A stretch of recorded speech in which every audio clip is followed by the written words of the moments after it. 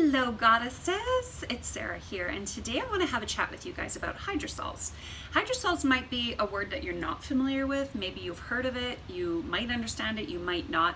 So today I want to just shine the light on them a little bit and let you know a little bit more about them, how you can use them at home, what their benefits are, how versatile they are, and why they really are, in my opinion, such a beautiful product that is completely underrated.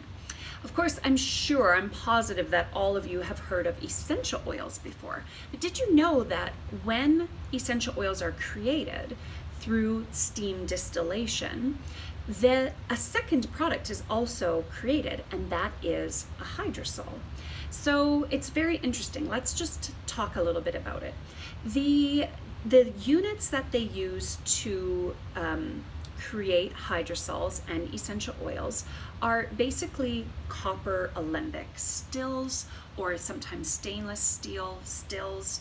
These are an ancient old still that the concept of it has been used. I think I read reports that stills have been found back 5 to 500 BC. So the stills have been created a very long time ago. You might be thinking, oh, are these like the same stills that you would make moonshine with? And yes, it's basically like the same sort of thing.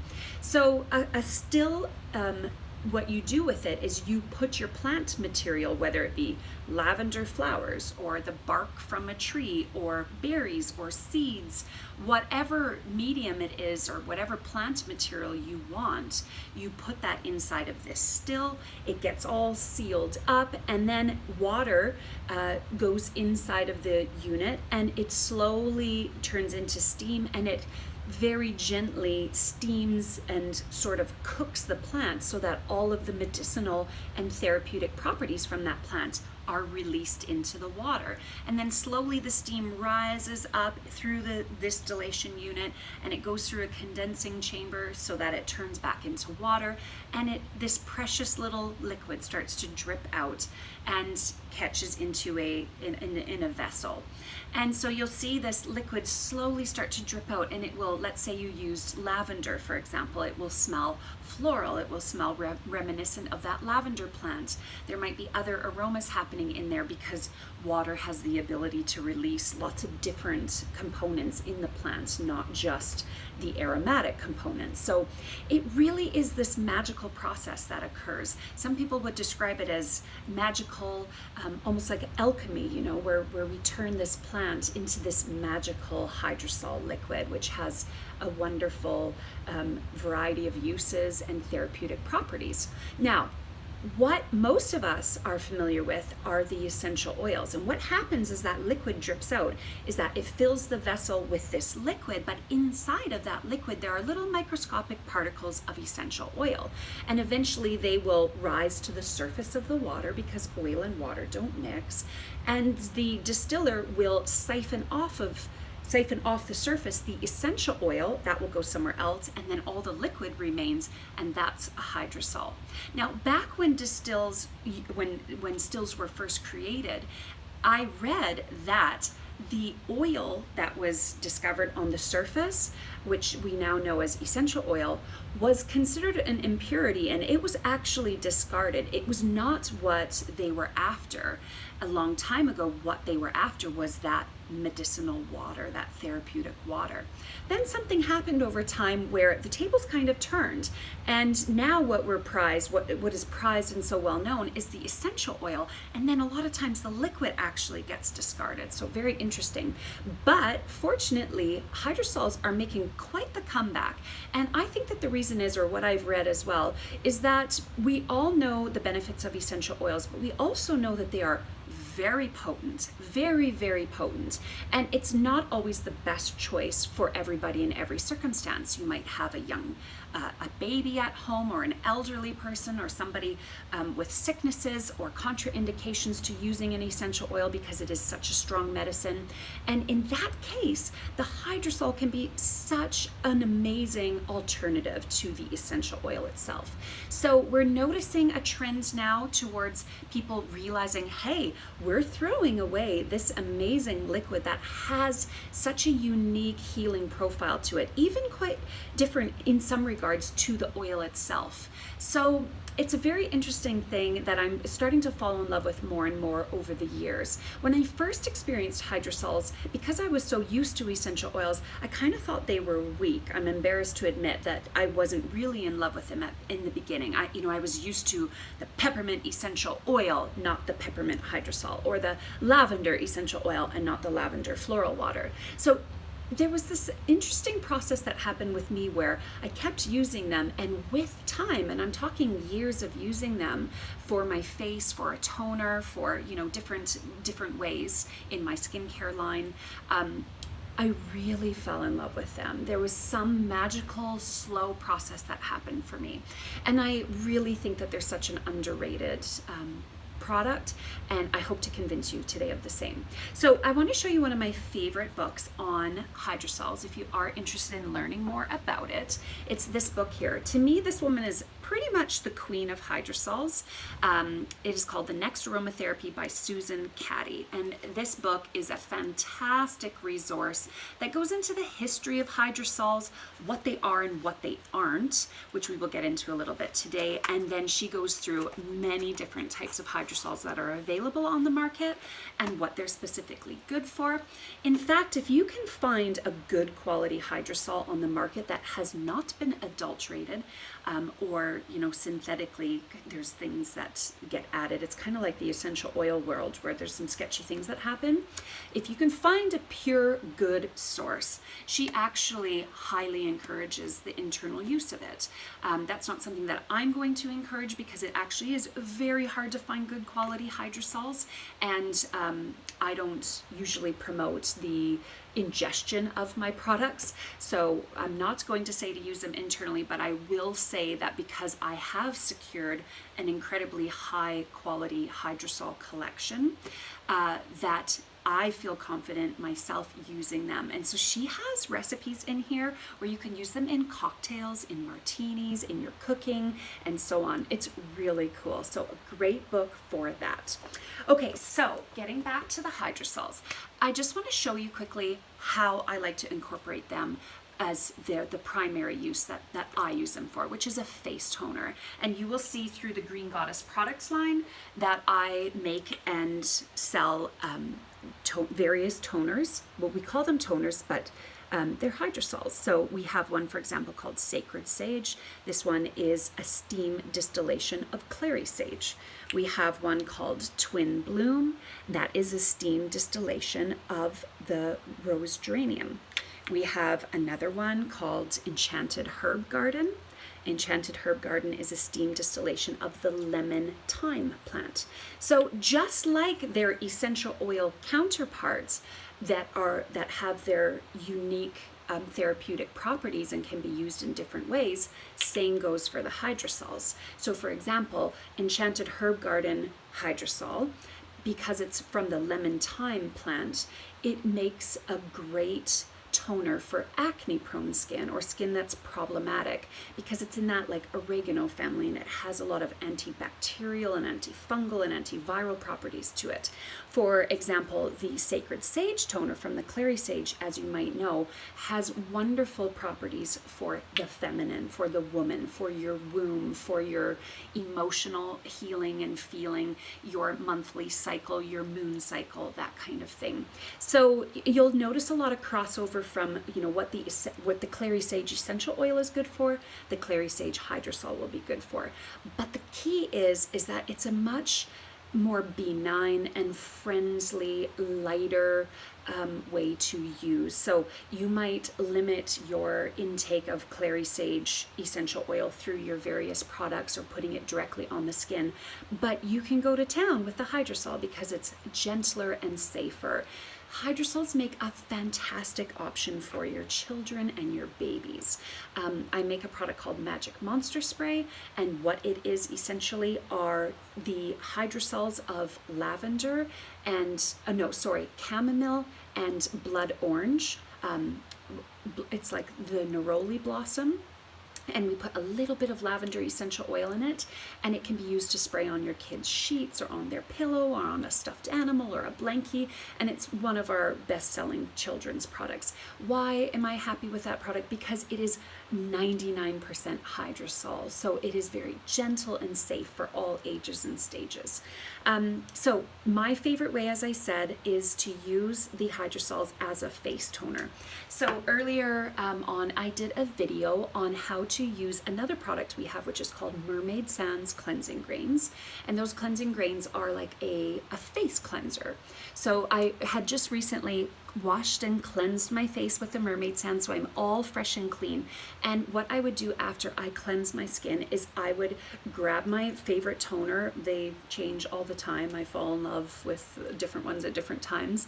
And all you do simply after washing your face is just spritz your face. It comes with a handy spritzer, so it comes out in this perfect mist. You might even be able to see it come out. Make sure you stop and smell the roses, or in this case it would be stop and smell the clary sage, because it really is a beautiful aromatic experience. But don't be surprised if it smells different, if you're like, that smells different than clary sage essential oil, because like I said, there's different magical components that come through in the water, okay? So you can spritz your face like that, and my all-time favorite follow up to a toner is to put my moisturizer on. I make a product called this one here. It's a face elixir. It's called Aphrodite's Blessing Face Elixir, and it is an oil, and it comes in a little pump. So as my skin is damp, I put my moisturizer on, but you may have a different moisturizer at home that you love. Now is the time that you want to put it on. When the skin is nice and damp, especially when you have an oil-based moisturizer, the oil will absorb into the skin quicker and more effectively when your skin is damp. Okay, so that's a little bit about my skincare routine, but these can be used in many different ways as well. Just like the Magic Monster Spray, if you love the way that clary sage smells and it does this magical womanly thing for you, maybe at that time of the month, you can spray this on your pillow when you go to sleep at night. You could just, when your head hits the pillow, you could just spritz this over top of your face when you're sleeping, or you can mist your linens, a favorite shirt. Don't expect it to be like a perfume. It is not this very strong, powerful essential oil perfumey thing. It is very subtle, it's light, but it really is magical. And with time, I feel like you will fall in love with them just like I have. A couple things I want you to be cautious of when you are looking at hydrosols. Now, I have done all of this work for you on your behalf in my products line because I am fussy this way, and I am always making sure that I am sourcing from distillers that I trust, that I've had a relationship with for years, and so on. One day, by the way, I hope to own my own still and do some of my own homemade hydrosols, but there really is quite an art and a science to it. So it is on my agenda one day, but for now I work with an organic distiller out of the United States who grows his plants from seed and then has a farm where he plants his clary sage, his geranium, his this, his that, and he works with other organic farmers surrounding him.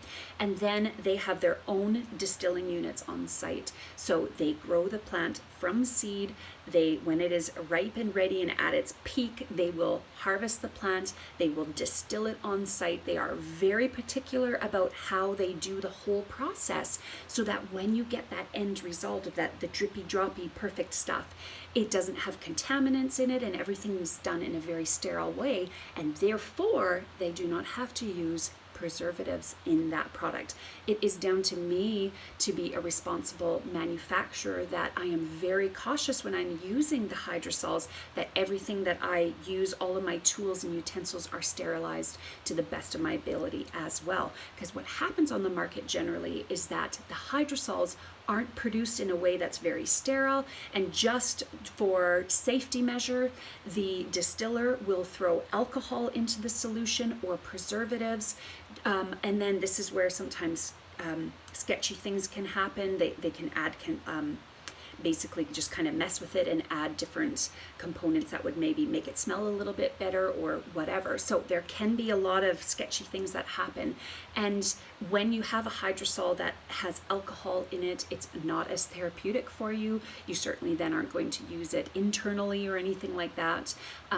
And so when you can find a distiller who is using the hydrosol as their prized possession, that is the number one thing that they are looking for from that harvest, not even the essential oil is as big of a deal to them, then they do it in a very different way than the mass majority of distillers out there. And then the product itself is such different quality than what is mostly found on the market. So you will find on the market rose water quite frequently and witch hazel. What I would encourage you to do is to look at the ingredient list. If it is a true hydrosol, it should be one ingredient, and that would be rose, the distillation of rose. Like, it's the rose with water, that's it. There will be no alcohol, there will be no preservatives, there will be no added colorants, there will be no added fragrance, there will be even no added essential oils. It is a pure distillation of that plant, which is the plant and the water. That's it. And if it is done correctly, it is such a powerful little bottle of medicine that can be used in so many ways. So I promise you that if you go out on the market and you are looking for rose water or jasmine water or sandalwood water or anything like that, chances are it is almost impossible to find a pure one. It really, really is. I have searched for years to find a distiller in the United States that I am happy with the way that they create hydrosols.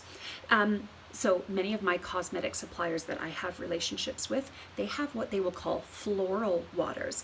And I had a really hard time digging into that and understanding exactly what a floral water was. But what I have learned is that sometimes hydrosols and floral waters, the name is synonymous and it does mean the same thing. But more times than not, I'm warning you, if you see a floral water on the market, if you look at the ingredients, what usually happens is that they're just taking tap water or distilled water, just plain old water, spring water, whatever water, and then they're putting essential oil in it. So if they want a lavender floral water, they'll just take water and they'll put lavender essential oil in there.